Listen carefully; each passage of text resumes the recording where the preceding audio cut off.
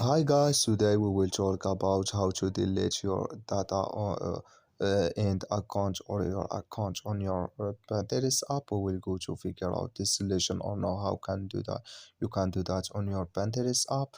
All you have to do, you just go down here, you click here on save, then it's going to take you to your profile. Then just you go up, you click here on app, and it's going to show for you this window. Then you just click here on settings, then you come to settings window here and you just click here on account management.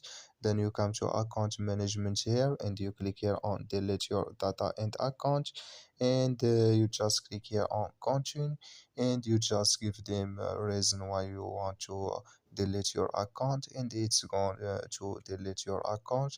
So that's all you have to do to delete your account. That's all. Just follow this ways. Thank you for your watching.